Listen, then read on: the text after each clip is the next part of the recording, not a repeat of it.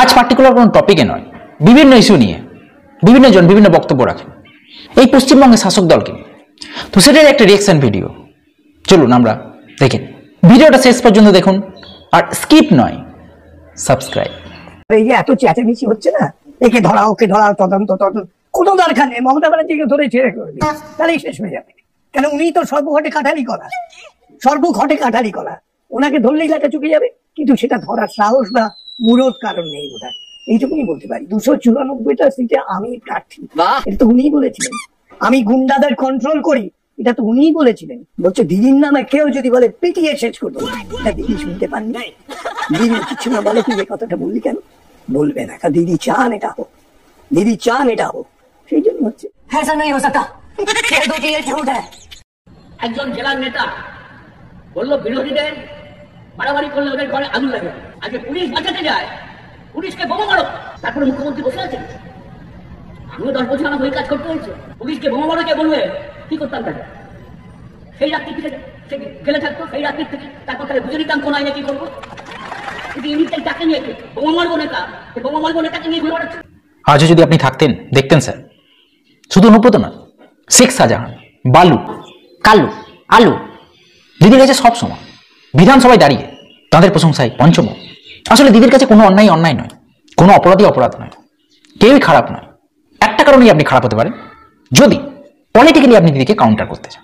Vote যদি আপনি না দেন, আপনি যদি ওনার ভোট কমার কারণ হন, তাহলে আপনার থেকে বড় শয়তান অপরাধী আর কেউ হবে না। তাকে তিনি অবশ্যই শাস্তি দেবেন, বাকি সবকিছু উনি ক্ষমা ঘেন্না করে দেন। যে বাড়িটাতে যারা রয়েছেন, বাড়িটা যদি হেলে পড়ে যায়, ভেঙে পড়ে যায়, তাহলে কিছু প্রাণ হানি হবে, সেইটা ভালো ব্যাপার নয়, সেটা তো ঠিক নয়। সেজন্য আমি স্টেপ নেব। ঠিক আমার ওয়ার্ডে যা আমি খবর পেয়েছি নিয়ে তো আমি ব্যক্তিগতভাবে কলকাতা কর্পোরেশনে যোগাযোগ করে বিল্ডিং ডিপার্টমেন্টে আমি কথা বলবো। আহা, কত জনদরদি কাউন্সিলর দেখছেন, লোকেদের কথা ভেবে ভেবে তাদের জন্য কাজ করে করে চোখের তলায় কালি পড়ে গেছে। দেখুন চোখে মুখে স্ট্রাগলের ছাপ, সবে আপনাদের জন্য। আপনার কোনো সমস্যা থাকলে ওনাকে বলতে পারেন, উনি মেকআপ করে টাইম পেলে অবশ্যই সমস্যাগুলো সমাধান করবে। এরা খালি চোর নয়, এরা একেবারে ইনস্টিটিউশনাল চোর। কেন আমি কথাটা বলছি, তুমি দেখবে প্রতিটা ঘটনায় যে মুখ্যমন্ত্রী আস্তে আস্তে শুনছিলাম, উনি বলছেন যে বেআইনি বাজি কারখানা কেন আমরা বন্ধ করতে পারবো না, অনেক মানুষের কর্মসংস্থান জড়িয়ে। আমরা কেন পুকুর ভরাট করে বিল্ডিং তৈরি করা আটকাতে পারবো না, কেননা সেখানে অতগুলো লোকের কর্মসংস্থান জড়িয়ে। আমরা কেন চোর শিক্ষক টাকা দিয়ে চাকরি কেনা শিক্ষকদেরকে চাকরি থেকে তাড়াতে পারবো না, কেন সেক্রেটারিয়েটকে জমা দিতে পারবো না? টাকা দিয়ে শিক্ষা মানে চাকরি কিনেছে যে চোরগুলোর কর্মসংস্থান জড়িয়ে।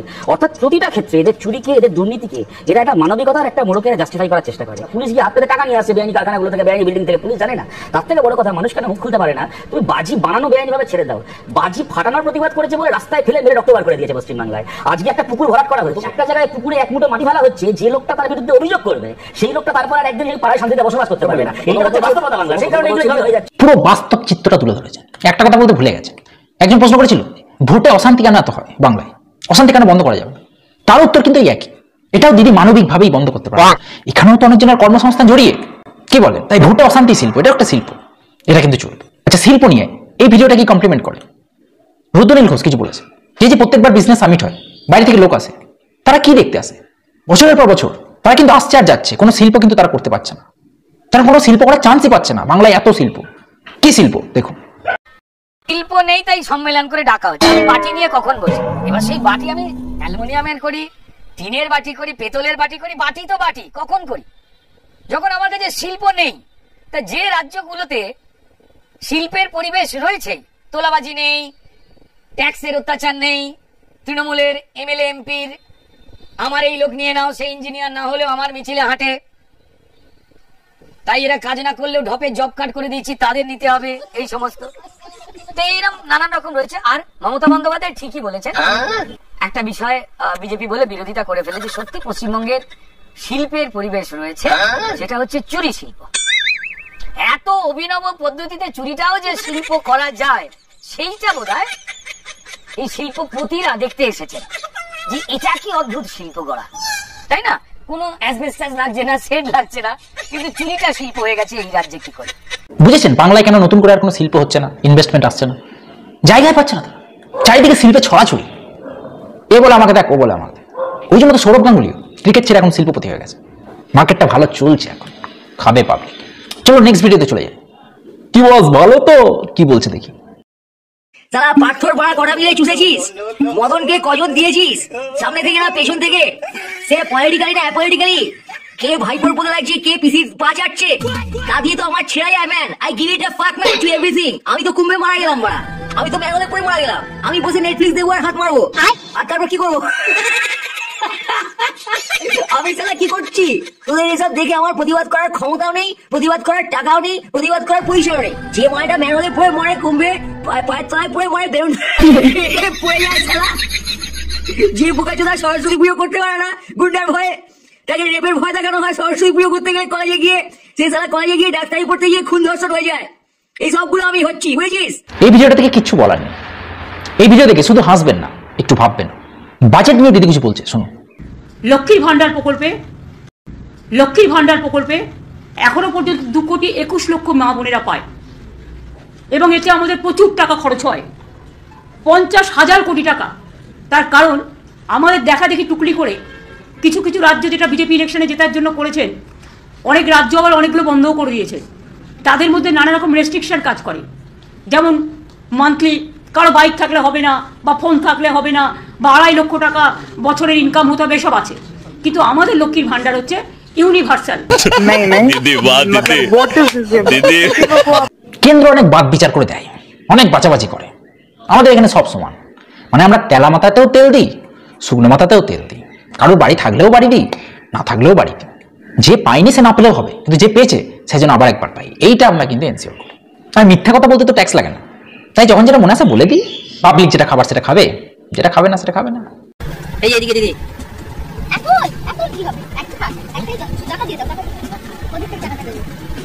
দিদি ওল কিনলেন, কেমন লাগলো? খুব ভালো, এত সুন্দর এখানে অনেক চাষ হচ্ছে, ওরই কিনলাম, ওর ভালো লাগছে। প্রাকৃতিক সৌন্দর্য খুব সুন্দর হয়ে যাবে। সাংবাদিক দাদা আবার ন্যারেশন করছে, কুইন্টাল কুইন্টাল বন্যা দেখতে গিয়ে দিদি মিটার মিটার লিটার লিটার ওল নিয়ে এসেছে। চারিদিকে ওলই ওল। হুগলির ধোঁয়া কিন্তু এখন পরিষ্কার হয়ে গেছে, চারিদিকে শুধু ওলই ওল। রচনাদি সত্যি খুব ভালো, উনি যখনই যেখানে যান কিছু না কিছু নিয়ে আসেন সেখান থেকে। এই রিসেন্টলি কুম্ভে ডুবে এলেন, পূর্ণ নিয়ে এলেন। নিজের কনস্টিটিউয়েন্সিতে গেলে কখনো ওল, কখনো লেবু, যখন যেটা ওঠে নিয়ে আসেন। একটা ছেলে মাত্র কয়েক বছর রাজনীতিতে এসে 2014 সালে, 2017 সালে রাস্তার উপরে 50 কোটি টাকা বাড়ি করেছে। আপনি করতে পেরেছেন? কোন দলের কোন লোক করতে পেরেছে? ও করতে পেরেছে। তার মধ্যে কত পরিশ্রম আছে ভাবুন। লিপস এন্ড বাউন্স, অন্যরকম সাউন্ডস। অভিষেক বন্দ্যোপাধ্যায় তো সত্যি তো কষ্ট করে উঠে এসেছে, নাহলে ওইভাবে কেউ রাস্তার উপর 2017 সাল থেকে 50-60 কোটি টাকা বাড়ি করতে পারে? কষ্ট নেই। আপনাদের মন খারাপ, তাই আপনারা খারাপ পাবেন। এটা ছিল অল সিক্সের গেঞ্জি পরে 8,000 টাকা দাম। আপনার বাবা, আপনার জেঠু, আমার বাবারা তার থেকে দামি স্যান্ডেল গেঞ্জি পরে, বাপি আর উপার 300 টাকার। তাই কুণাল ঘোষকে হয়তো পরিষ্কার বলেছে যে ওই ও বাড়িতে কি কত কোটি টাকা একটা ঝাড়বাতি লাগানো আছে, একটা টুনি হাতে দেবে বলেছে। এবার কুণাল বাবুর মন নরম, বাচ্চা ছেলেদের কথা না করতে পারে না। ঠিকই তো, সবাই সাকসেসটা দেখছে, এর পিছনে পরিশ্রমটা দেখছে না।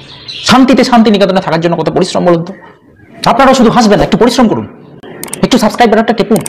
মনে রাখবেন কাউকে ছোট করে কিন্তু বড় হওয়া যায় না, তাই মনটা বড় করে ভাবুন, চোখটা বড় করে দেখুন। দেখা হচ্ছে এমনই ফানি রিয়াকশন ভিডিও নিয়ে নেক্সট কোনো ভিডিওতে। ততক্ষণ ভালো থাকবেন, সুস্থ থাকবেন।